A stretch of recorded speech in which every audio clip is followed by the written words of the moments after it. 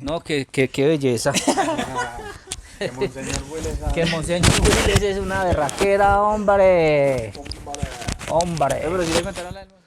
Muy bien, buen día. Entonces, continuamos con el curso de Suelos 1, Pedología, dentro de el capítulo de la unidad de propiedades químicas.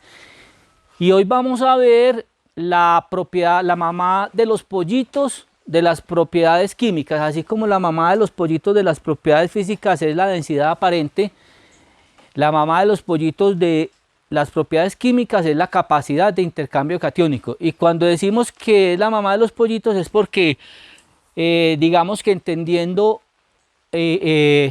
lo que queremos decir con esta propiedad y con estos conceptos, entendemos el manejo del suelo desde el punto de vista químico y desde el punto de vista físico. Muy bien. Entonces hoy vamos a ver la capacidad de intercambio catiónico, que en el bajo mundo la conocemos como la CIC. Así es como se reporta en los resultados de los análisis de suelos. Es la capacidad de intercambio catiónico. Importante, debía de haber una capacidad de intercambio aniónico, ¿cierto? Pero esa también la hay, pero no es estudiada. Averiguaremos por qué, pero no estudiamos la capacidad de intercambio aniónico, siendo que, por ejemplo, ahí está el fósforo, ahí están los nitratos, ahí está, por ejemplo, el boro, el cloro, pero ese no es tan estudiada y tan importante en el suelo, o no se le ha dado la importancia, además que sí la tiene. Definamos entonces la capacidad de intercambio catiónico como la capacidad que tiene un suelo para intercambiar iones entre la fracción sólida y la solución del suelo. Recuerden que la vez pasada vimos intercambio iónico y dijimos lo siguiente. Hagamos aquí un pequeño recorderis. Vea, recuerden esto, tenemos la planta y tenemos las raíces, ¿correcto?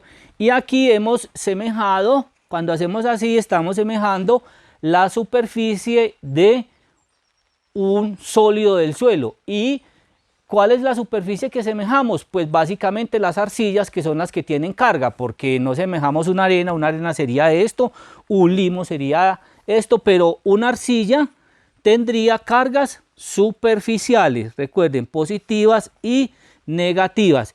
Y podemos colocar aquí, digamos, una materia orgánica, que esta sí es así.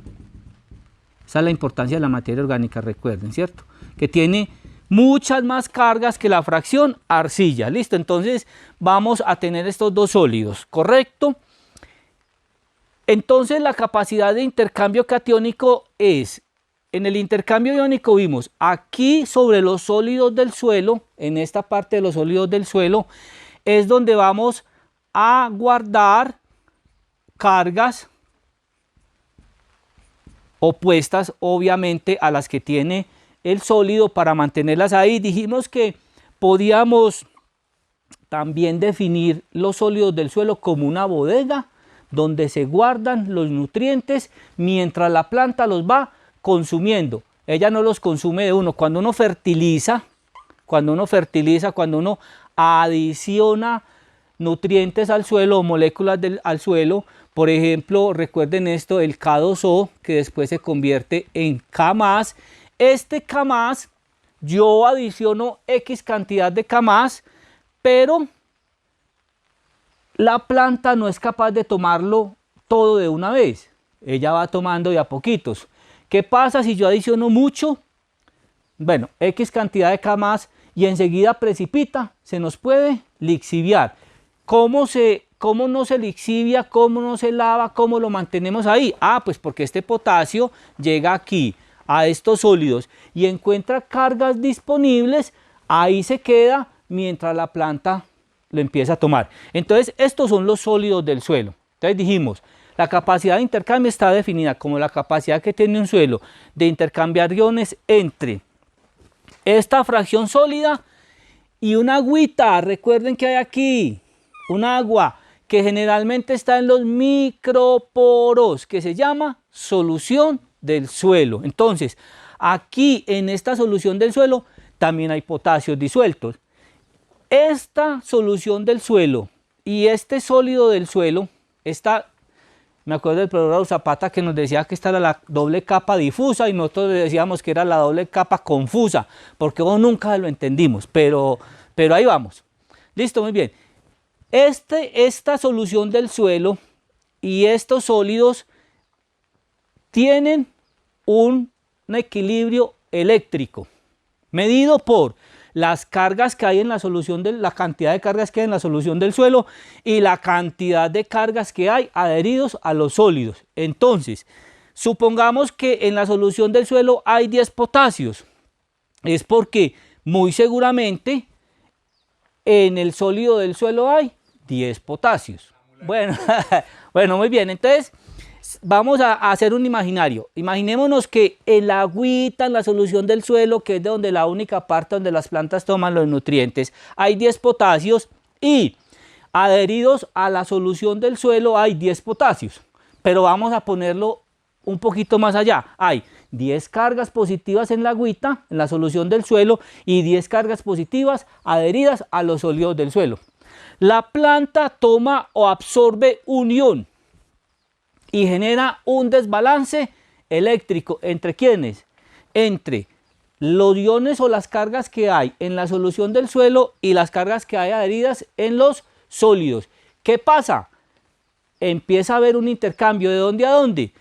Si en lo adherido a los sólidos del suelo, hay más cargas que en la solución del suelo, quiere decir que los sólidos van soltando carguitas hacia la solución del suelo.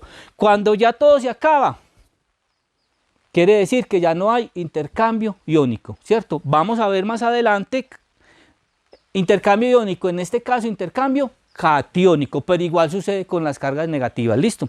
Que sería intercambio aniónico. Entonces vamos a ver cómo funciona esta capacidad de intercambio catiónico que nos da una medida de la fertilidad que tiene un suelo en determinado momento y que cuando estemos haciendo la recomendación de fertilizantes nos va a dar una idea de la cantidad y de la periodicidad con que nosotros podemos adicionar cargas al suelo. Lo que nos pasamos haciendo cuando fertilizamos es adicionando cargas al suelo, cationes y aniones. ¿Listo? Perfecto. Entonces, eso es lo que mide la capacidad de intercambio catiónico.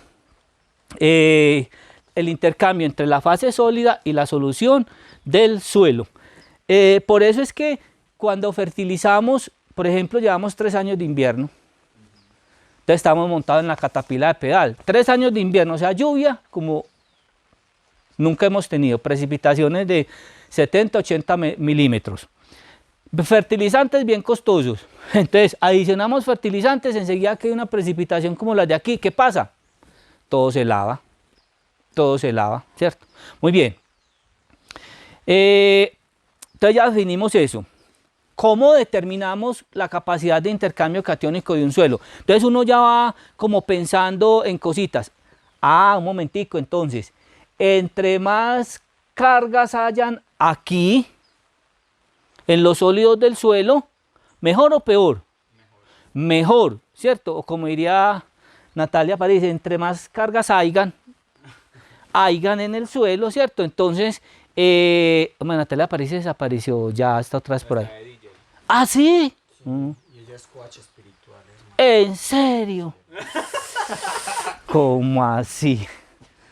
Ay, no. Bueno. ¿Qué religión se le puede pegar? Sí, María. Bueno, vea.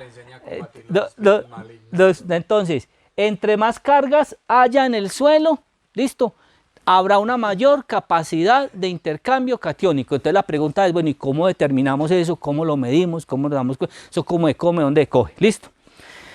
Entonces decimos que esta capacidad de intercambio de catiónico está determinada por la cantidad de cargas negativas, ojo con este concepto y enseguida lo explicamos bien, determinada por la cantidad de cargas negativas existentes en los sólidos,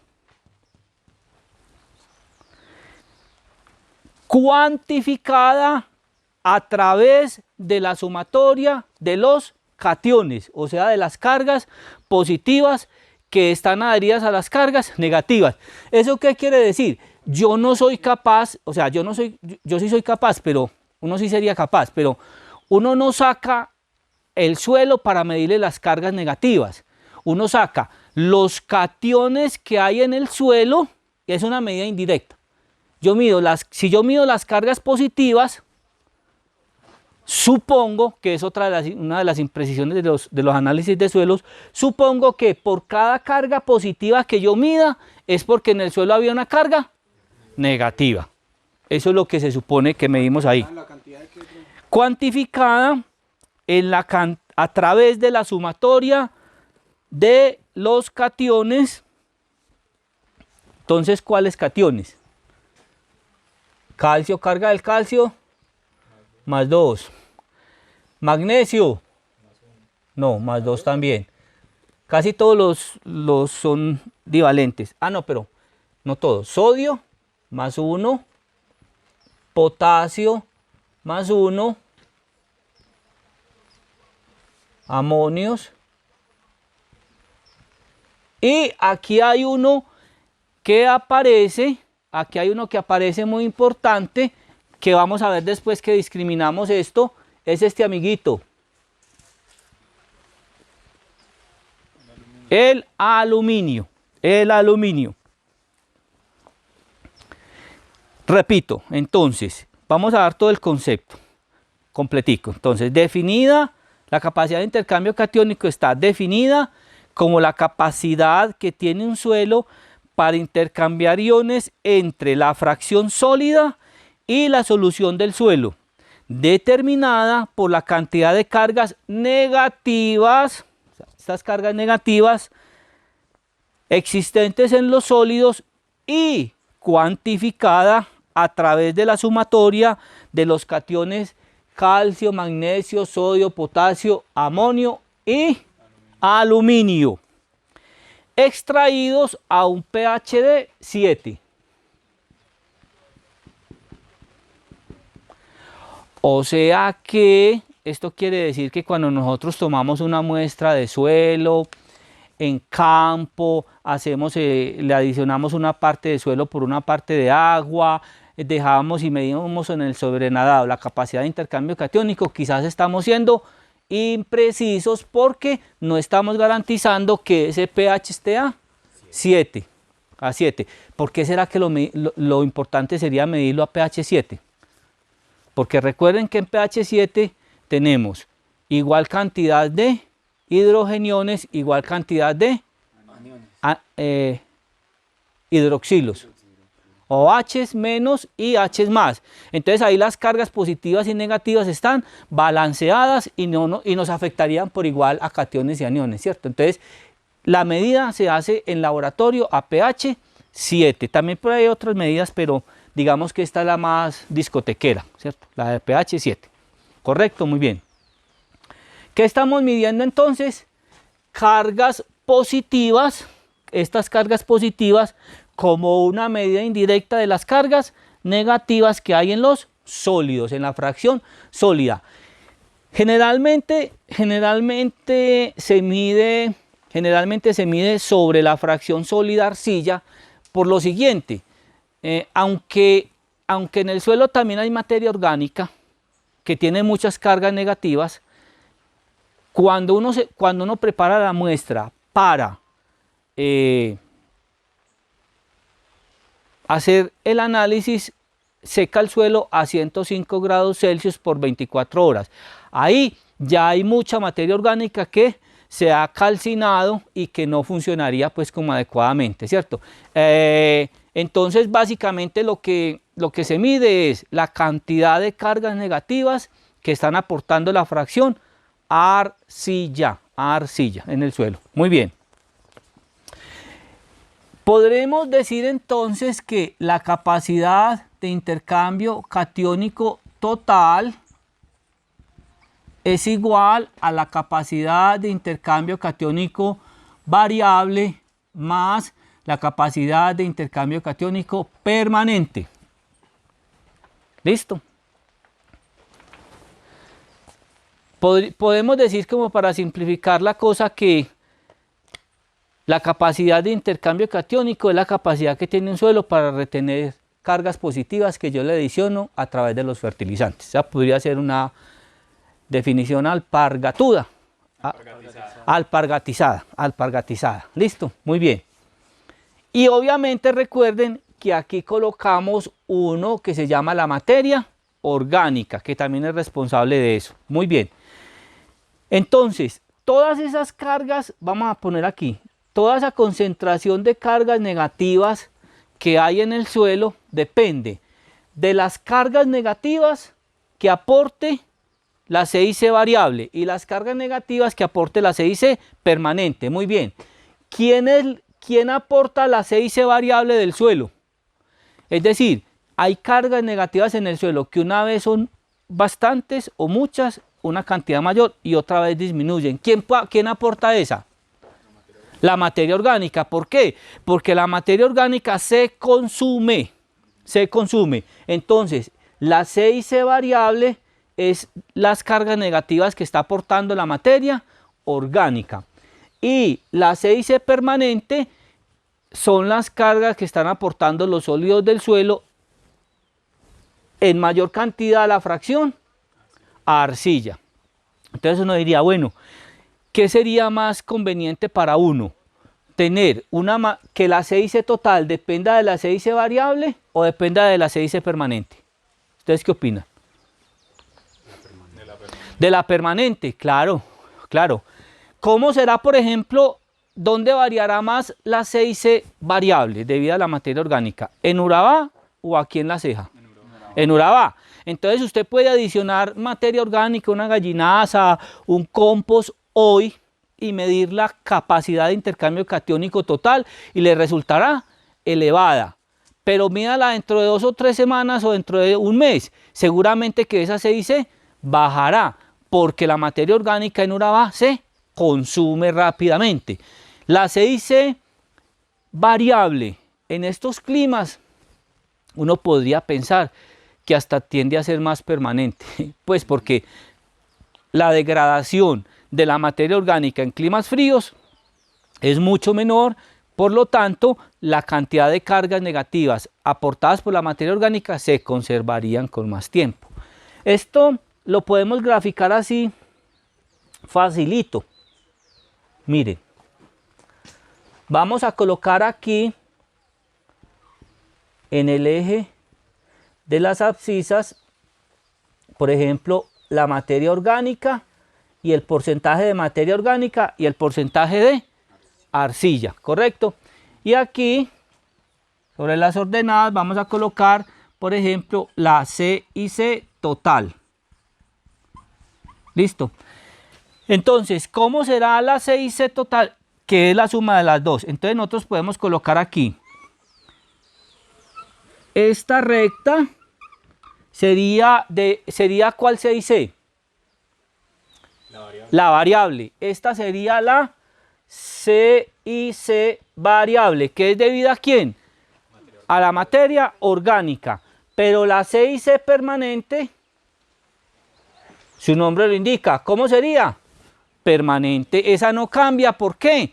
Porque es debido a la fracción a arcilla. Y la fracción a arcilla en un suelo no cambiará, pues a menos a escala humana.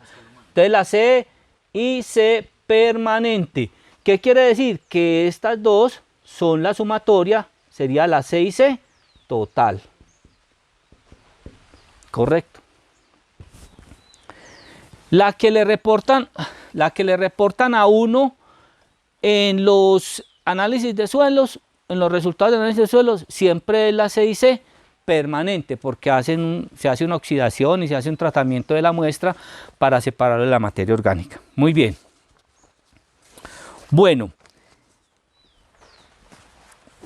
borremos por acá.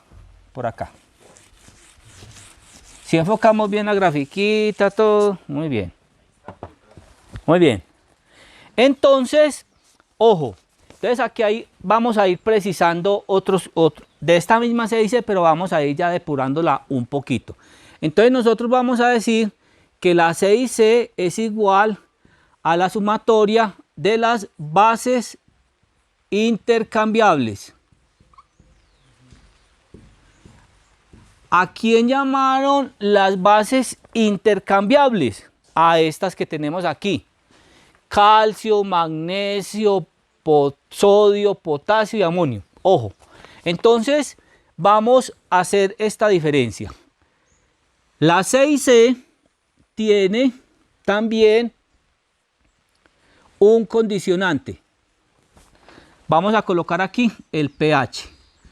Recuerden que por allá dijimos, esta capacidad de intercambio catiónico es la que se mide cuando al pH igual a 7. O sea, en el laboratorio se lleva la solución de medición a pH 7. Pero recuerden que cuando nosotros vimos la acidez del suelo y vimos la acidez del suelo activa debido al pH, dijimos que hay un valor del pH que en agronomía es mucho más importante que el 7. ¿Y es cuál? 5,5. Exactamente. Entonces vamos a colocar aquí 5,5. ¿Correcto? Muy bien. Entonces, esta 6C, que es igual, bueno, vamos a poner aquí la 6C. Vamos a colocar aquí la 6C. Entonces, la 6C cuando se mide, cuando usted recoge el resultado de análisis de suelos y su pH es por encima de 5,5, entonces usted dice que la 6C por encima de 5 es el calcio más el magnesio más el sodio más el potasio más si se lo reportan, pues, que muchos laboratorios no lo reportan, entonces uno básicamente se queda con este. Correcto. Pero, ojo con esto, pero, cuando, coloquemos esta 6 aquí debajo. Pero, cuando el pH es por debajo de 5,5, ¿quién aparece? El aluminio. Recuerden que para mí lo importante del pH en un análisis de suelo es que le prende la sirenita. ¡Wow! El aluminio, ¿cierto?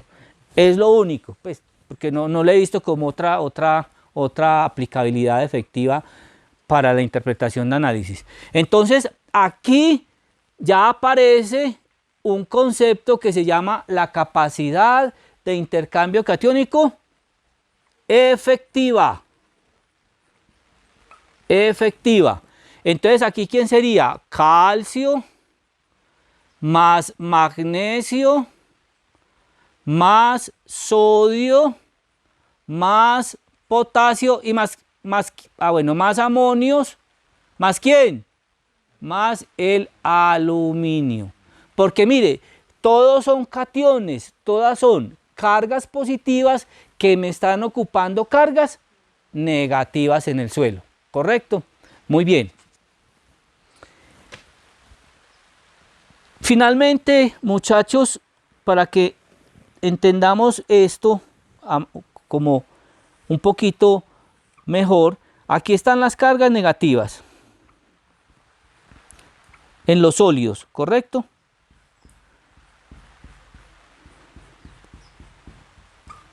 Correcto, entonces aquí están los sólidos.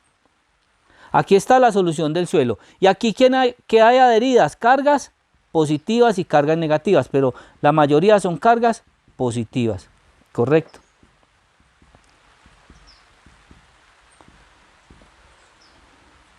Entonces, lo que yo hago en laboratorio es, y por eso es que a veces hay una discusión sobre los resultados de qué tan certeros o qué tan extrapolables son los resultados de análisis de suelos frente a lo que realmente la planta puede absorber. Porque miren, ¿qué es lo que hacen en laboratorio? En laboratorio lo que hacen es un lavado con una sal muy fuerte, saturan esto con una sal. ¿De qué cargas? No. Para que me pueda lavar todo esto que hay aquí. Positivas, positiva, ¿sí o no? O sea, primero lavan todo esto, ¿ya? ¿Ya? Pero cuando lavan todo esto, aquí cae el calcio, el magnesio, el potasio, el sodio, el amonio, el aluminio, todos caen acá, ¿sí o no? ¿Listo? Ah, no, Santiaguito. Ahí quedé como confundido, o sea, pues si está positivo, pero si le agrego otra carga positiva, ¿no la repele? ¿O no tengo que dar una No. carga contraria para que la jale ahí de la arcilla? ¿O? No. Lo que hacemos es saturar este medio, y cuando usted adiciona un ion en altas cantidades, lo que hace ese ion es desplazar todos los otros. ¿Listo? Entonces le adicionamos un ion, ¿cierto? Se me escapa el nombre en este momento. ¿Cuál es el ion? Es una sal. Puede ser cloruro de potasio, cloruro de sodio, el más barato. Listo. Entonces, barremos primero todo esto, ¿correcto? Muy bien. Pero aquí vienen todas las cargas que estaban allí, indiscriminadamente. Muy bien. Luego, ¿qué hacemos? Ah, mire, muy sencillo. Todas estas cargas que están en los lixiviados, lo colocamos en un espectrofotómetro de absorción atómica o de plasma, y cada uno mide la cantidad de estas cargas que hay acá. Por eso es que la sumatoria de todas estas cargas me indica cuántas cargas negativas había aquí en el complejo de intercambio, en los sólidos. Entre más cargas hayan aquí, listo, es porque más cargas negativas habían acá. Ahora, ¿qué es lo que pasa? ¿Por qué viene la discusión cuando entregan el análisis de suelo, las dudas? Hombre, vea, es que cuando usted hace un raspado, porque es que lo que usted hace un raspado, cuando usted adiciona una sal tan fuerte con tanta concentración, lo que hace es lavar todo lo que hay ahí. Entonces la pregunta es, todo lo que estaba aquí adherido, que se lavó aquí, que lo medimos y que nos lo entregan en el análisis de suelo, ¿está verdaderamente disponible para las plantas? No sabemos, porque lo que hacen es casi que, pues yo me imagino coger una arcillita y rasparle todo esto y medir lo que le raspamos. Es complicado, pero bueno, eso ya lo analizaríamos después. Entonces, todas estas, ¿por qué esto más calcio, más magnesio, más sodio, más potasio, más amonio, más aluminio? Que básicamente son estas cargas, es lo que le raspamos a las arcillas, en un lixiviado lo cuantificamos en un espectrofotómetro, y eso es lo que le entregamos, lo que nos entregan en análisis. La suma de estas carguitas individuales es la suma total. ¿Listo? Entonces, entre más cargas haya en el lixiviado, entre más cargas nos reporten, es porque la capacidad de intercambio catiónico es mucho mayor. Muy bien. Entonces uno se pregunta, ¿quién tendrá en teoría mayor capacidad de intercambio catiónico? ¿Un suelo arcilloso o un suelo arenoso? Un suelo arcilloso, ¿listo? Y de un suelo arcilloso, ¿quién tendrá mayor capacidad? ¿Un suelo con arcillas 1,1 o un suelo con arcillas 2,1?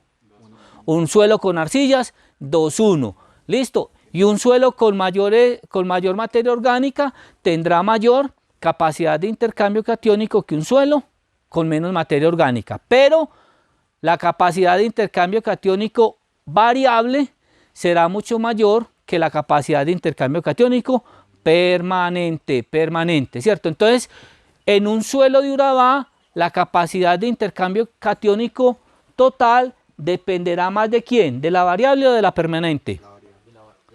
De la permanente, porque el clima es tan acelerado. O sea, la mineralización y la descomposición de la materia orgánica es tan acelerado que la variable varía bastante, ¿cierto? En cambio, la permanente no, ¿correcto? Padre, entonces ahí cómo se verían afectados, digamos, algo acá que en Antioquia es muy común, que son los andisoles, ¿cierto? Ellos porque apretan tanto el fósforo y no lo liberan pues por las arcillas halófanas. Sí. Entonces, ¿cómo se puede hacer, digamos, ahí? ¿Si es confiable en la CIC para ese tipo de suelos o ya es otra cosa diferente? No, a usted le miden la CIC. Sí. ¿Listo?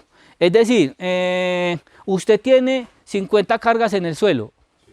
Eso es independiente. ¿Listo? Ahora, ahorita vamos a ver quién gobierna o qué condiciona que haya ese intercambio iónico entre la solución del suelo y el sólido, ¿cierto? Entonces vamos a ver que lo que pasa con los andisoles, para poner un ejemplo, es que usted tiene ahí una arcilla que retiene fuertemente el fósforo.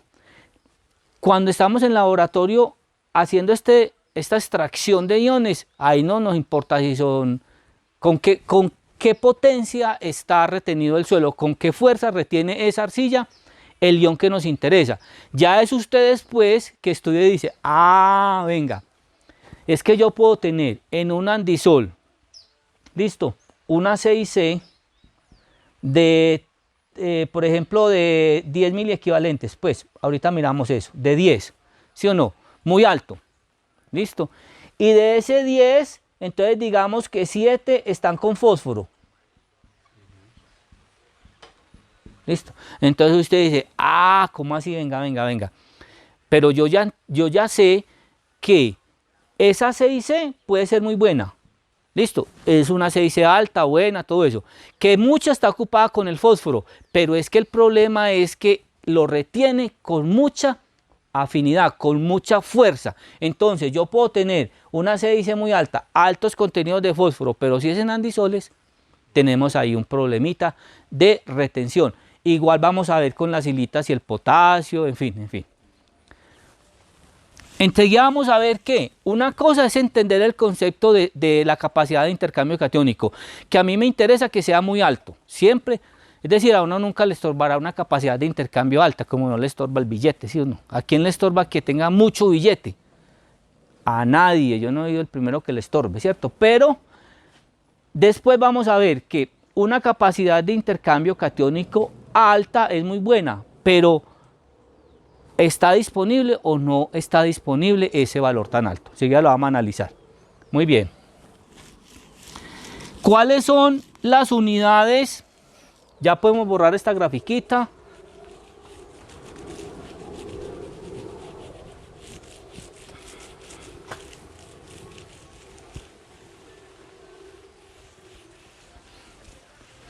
Las unidades en que medimos la capacidad de intercambio catiónico, porque hay que medirla para poder usted entender esos valores y guiarse, son miliequivalentes gramos por 100 gramos de suelo o centimoles de cargas positivas por kilogramo de suelo. Son equivalentes. ¿Qué quiere decir esto? Que esto es una décima parte de esto, porque mire, 100 gramos de suelo o kilogramos de suelo. Entonces son equivalentes. Esas son las dos unidades en que medimos la capacidad de intercambio catiónico. Entonces vamos a entender qué es, aquí es donde viene como la clave del asunto. Vamos a entender qué es un miliequivalente gramo, que son las unidades. Entonces vamos a decir que un miliequivalente gramo es igual a un miligramo de hidrógeno. ¿Y por qué un miligramo de hidrógeno? Mire, primero es un catión, ¿sí o no? ¿Qué quiere decir eso? Que cuando estamos haciendo esta saturación de cargas aquí, ¿cierto? De cargas aquí, un miliequivalente gramo significa la cantidad de cargas positivas que están ocupando acá. O sea, medidas a través de un miligramo de hidrógeno. Muy bien, ojo. Entonces, un miliequivalente gramo es igual a un miligramo de hidrógeno. O la cantidad de que sea capaz de reaccionar o hacer un trabajo. ¿Un trabajo de qué? De ocupar estas cargas de acá. de otro ion cualquiera. ¿Listo? Enseguida parece muy complejo, pero enseguida lo vamos desenredando. Entonces, vean muchachos. Un miliequivalente gramo de hidrógeno es igual a un miliequivalente gramo de calcio. ¿Listo? Son iguales. Un miliequivalente gramo, por ejemplo, un miliequivalente gramo de calcio es igual a un miliequivalente gramo de potasio. Son equivalentes. Pero ahora sí viene lo que tenemos que entender. Son unidades equivalentes, pero no son iguales, por decir algo. Ustedes dos son seres humanos, masculinos. Pues, supone, pues, uno dice, son dos seres humanos sí, masculinos. Pero ¿usted cuánto pesa? 88. ¿Y usted? 64. Mire, usted pesa 88. 88 y usted pesa 64. Son dos personas, son dos seres humanos, pero pesan diferente. Entonces, un miliequivalente gramo de hidrógeno es una unidad de medición que es igual a un miliequivalente gramo de calcio, pero no pesan lo mismo, no pesan lo mismo, ¿correcto? Quiere decir que, por ejemplo, dos átomos, esto sí, dos átomos de hidrógeno reaccionan ¿con cuántos átomos de calcio? Dos. No, Con uno. Ah, con uno, con un átomo de calcio. ¿Por qué? Porque este tiene una carga, entonces dos cargas de esta reaccionan con una carga con una carga de calcio. ¿Listo? Entonces, ¿por qué medimos la C/C a través de esto? Porque somos capaces de pesarlos, ¿correcto? Entonces, simplemente vamos a decir, ¿cuánto pesa un miliequivalente gramo de calcio? Un miliequivalente gramo de calcio es igual al peso atómico dividido entre la valencia y todo sobre 1000, para que pueda ser un miliequivalente. Perfecto, muy bien. ¿Cuánto pesa el calcio? 40. ¿Cuál es la valencia? 2. Dividido 1000. ¿Qué quiere decir? Esto es 20 dividido 1000. Esto quiere decir que corremos la 1, 2, 3. Esto queda en gramos. Si estoy haciendo bien. 1, ¿cuántos? No, es que espere, no. Nos sobra 1. Porque no habíamos cancelado. ¿Qué quiere decir esto, muchachos? Que un miliequivalente gramo de calcio pesa 0,02 gramos. 0,02 gramos. ¿Listo? Y que un miliequivalente gramo de calcio es o hace el mismo trabajo que un miliequivalente gramo de hidrógeno o de estronio son equivalentes, pero no pesan lo mismo, Entonces, ojo, si los miliequivalentes me están midiendo las cargas positivas de un suelo, negativas de un suelo, medidas a través de las cargas positivas, ¿qué significa, por ejemplo, la capacidad de intercambio catiónico igual a 2? Porque, ojo, son 2 miliequivalentes gramos por cada 100 gramos de suelo. Si yo tengo un resultado de suelos que me diga que la C/C es 2 y solamente tenemos calcio, entonces vienen dos preguntas. ¿Cuántos miliequivalentes? Ah, bueno, 6C igual a 2 miliequivalentes gramos. ¿Listo? 2 miliequivalentes gramos por 100 gramos de suelo. ¿Listo? Entonces, este es el resultado. Ojo, tengo aquí, ¿cuántos gramos de suelo? 100 gramos de suelo. 100 gramos de suelo. ¿Listo? Que tienen una 6C de ¿cuánto? De 2 miliequivalentes gramos. ¿Listo? ¿Qué significa eso? Entonces, primera pregunta. Y vamos a relacionarlo en este momento con el calcio. Estos son 2 gramos de calcio. Pregunta, primera pregunta. ¿Cuántos miliequivalentes gramos de calcio me retienen estos 100 gramos de suelo? 0.004. Ojo, ¿cuántos miliequivalentes? ¿Cuántas 6 tiene el suelo?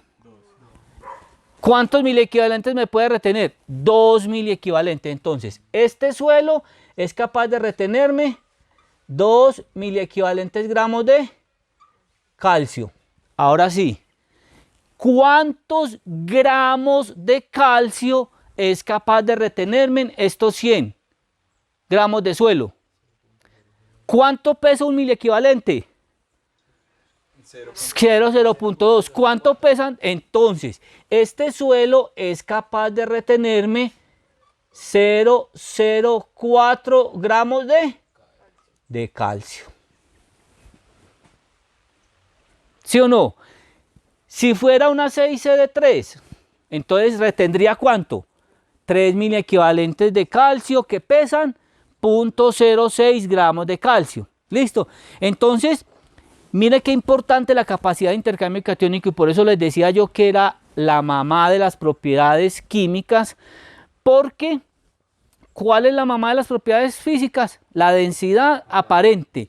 Y la densidad aparente me mide la masa, entre otras cosas me mide la masa de un suelo. Entonces, si yo voy a fertilizar, si yo voy a, por ejemplo, a corregir problemas en el suelo de acidez, o si voy a aportar calcio, por ejemplo, esto, y yo conozco esta masa que está expresada en gramos, ¿cierto? Entonces, si yo, por ejemplo, sé que aquí tengo 1.6 megagramos de suelos, o sea, 1.600.000 gramos de suelo, y yo sé que por cada 100 gramos de suelo yo le puedo aportar 0.004 gramos de calcio, entonces yo puedo conocer la masa de este lote, la capacidad que tiene para retenerme calcio y saber cuánto le agrego. Eso es lo importante de la capacidad de intercambio catiónico. ¿Listo? Entonces, por ejemplo, si yo tengo una 6C igual a 6, ¿a 6 qué? Miliequivalentes gramos de calcio, ¿sí o no? Y por allá vamos a estudiar que la relación entre calcio y magnesio, ¿cierto? Que más debe estar en el, pues que funciona más adecuadamente en el suelo es 3 partes de calcio por 1 de magnesio. Entonces yo digo, bueno, listo, 3 partes de calcio por 1 de magnesio. Y yo tengo 6 miliequivalentes disponibles. Supongamos, estamos haciendo un imaginario en este momento. Supongamos que a mí solamente me interesa adicionar calcio y magnesio en este momento. Entonces la relación calcio-magnesio es 3 de calcio por 1 de magnesio. ¿Correcto? Muy bien. Entonces, ¿qué significa? Si yo tengo 6 miliequivalentes disponibles en el suelo, ¿listo?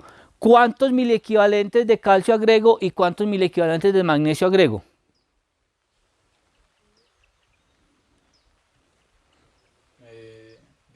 Vamos a ponerla fácil. 8 aquí pues. Vamos a poner aquí 8. Listo. Si yo tengo disponibles, ¿qué me está diciendo este resultado? Vea, por cada 100 gramos de suelo, usted tiene 8 miliequivalentes de cargas negativas en el suelo disponibles para que las llene con cargas positivas. Y yo en este momento no me interesa sino calcio y magnesio. No me interesa nadie más en este momento, porque además va a corregir unos problemas de aluminio, en fin, que lo veremos más adelante, pero vamos a adicionar solo calcio y magnesio. Y por allá en alguna parte yo leí que lo más adecuado en el suelo era tener 3 partes de calcio por 1 de magnesio, entonces yo también le agrego 3 partes de calcio y 1 de magnesio.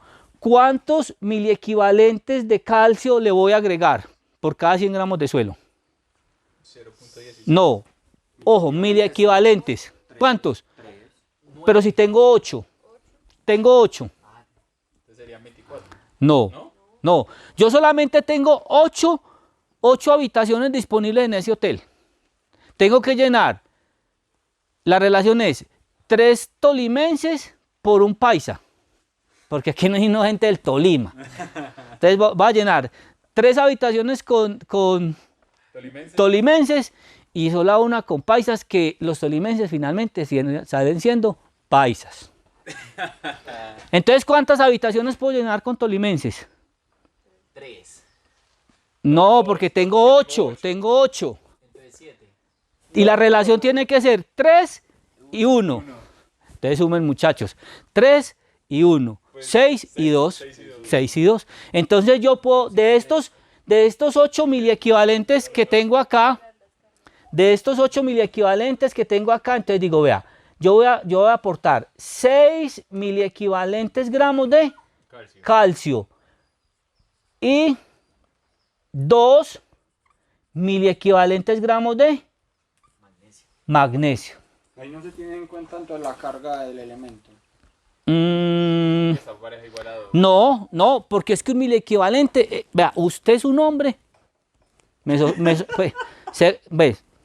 Y usted es otro hombre, pero mire que tienen condiciones diferentes, un peso diferente, otro peso diferente, ¿cierto? Pero siguen siendo hombres hasta hoy, ¿cierto? Siguen siendo hombres hasta que se compruebe lo contrario. Venga, listo, muy bien, sigamos. Bueno, entonces, ojo pues muchachos, entonces, si yo puedo adicionar 6 miliequivalentes de calcio y 2 miliequivalentes de magnesio, ahora sí viene la pregunta. Muy bien, entonces, a estos 100 gramos de suelo, yo le puedo adicionar, que tiene una CIC de 8, listo, entonces yo le puedo adicionar 6 miliequivalentes gramos de calcio y 2 miliequivalentes gramos de magnesio. Ahora antes viene la pregunta. Muy bien. ¿Cuántos gramos de calcio y cuántos gramos de magnesio le puedo adicionar a este suelo que tiene disponible 8 miliequivalentes? Entonces, listo. ¿Cuánto pesa el calcio? ¿Cuánto pesa un miliequivalente? 0.02. Pero le puedo agregar 6, entonces sería 0.12 gramos ¿de quién? De calcio. ¿Cuánto de magnesio? El magnesio pesa 24, tiene 2 cargas, entonces pongamos por acá, un miliequivalente gramo de magnesio pesa 0.012 gramos de magnesio. ¿Recuerdan de dónde sale? 24, esta es la tabla periódica, por ahora la compramos. 24 pesa el magnesio, tiene 2 cargas, dividido 1000. ¿Listo? Entonces, ¿cuánto magnesio puedo adicionar? 24 gramos de magnesio, que equivalen a 6 miliequivalentes de calcio y 2 miliequivalentes de potasio. ¿Listo? Muy bien.